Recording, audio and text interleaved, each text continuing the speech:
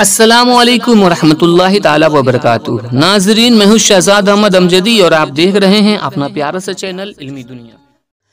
आज की इस वीडियो में हम बात करने वाले हैं कि उर्दू बंगला टीईटी 2013 के ताल्लुक से एक बहुत बड़ी अपडेट निकल के आ रही है। जी हाँ दोस्तों, मुफ्ती हसन रज़ा अमजदी ने बिहार सरकार पर ज़बरदस्त हमला बोलते हुए कहा है कि योम उर्दू और जश्न उर्दू के नाम पर टीईटी उम्मीदवारों का कत्ल किया जा रहा है। तो दोस्तों, मुकम्मल बातें आपको हम इस वीडियो में बताने वाले हैं कि मुफ्ती हसन रज़ा अमजदी ने क्या कहा है, लिहाजा वीडियो को अंत तक ज़रूर देखिएगा। वीडियो को शुरू करने से पहले छोटी सी गुजारिश कि अगर अभी तक आपने हमारे चैनल को सब्सक्राइब नहीं किया है तो सब्सक्राइब करके बेल आइकन को दबा लीजिए ताकि आने वाले लेटेस्ट वीडियोस का नोटिफिकेशन आपको मिलता रहे। और दोस्तों, इस वीडियो को लाइक जरूर कीजिएगा और ज़्यादा से ज़्यादा शेयर कीजिए ताकि मुसलमान लीडरों तक ये बात पहुँचे और उनके कानों तक जूं रेंग जाए और ये बात सुनकर उर्दू टीटी का काम करवा सकें। तो दोस्तों, ये अखबार की कटिंग है, आप अपने मोबाइल स्क्रीन पे देख रहे हैं कि योम उर्दू और जश्न उर्दू के नाम पर उर्दू टीटी उम्मीदवारों का कत्ल अमजदी।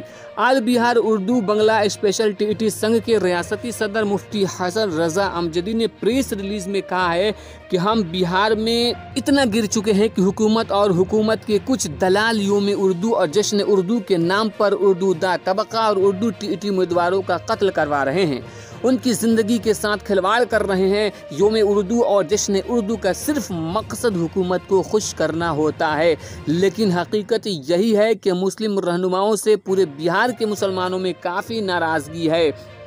हुकूमत हर मुहाज पे नाकाम साबित हो रही है। बिहार में एक उर्दू टीईटी का मसला हुकूमत की आरएसएस नज़रिया को साफ कर देता है और उसके ज़िम्मेदार सिर्फ और सिर्फ मुस्लिम रहनुमा हैं।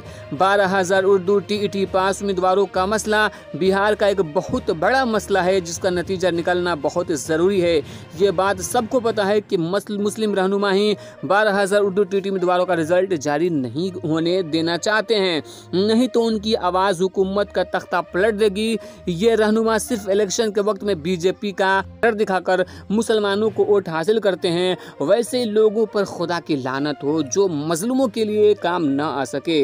अमजदी ने कहा कि हुकूमत और उनके दलालों से कुछ भी उम्मीद करना आसमान में सीढ़ी लगाने के बराबर है। जुल्म की भी हद होती है।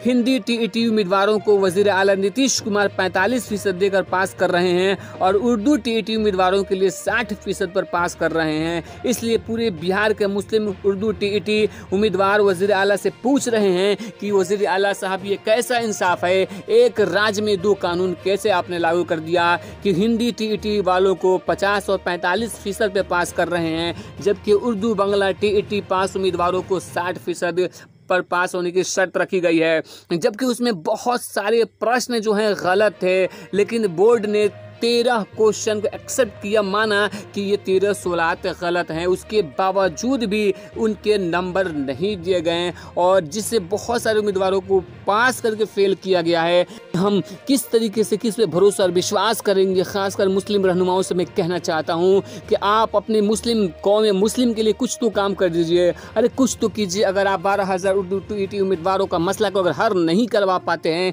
तो आपके सदन में होने और ना होने से कोई फ़र्क नहीं पड़ता। अगर यही हाल रहा तो आने वाले इलेक्शन में मुसलमान उन तमाम मुस्लिम लीडरानों को जो नीतीश कुमार की चापलूसी करते हैं, मुसलमानों को बीजेपी का डर दिखाकर वोट हासिल करना चाहते हैं, उन्हें वोट न देकर अर्श से फर्श पे गिराना भी जानती है।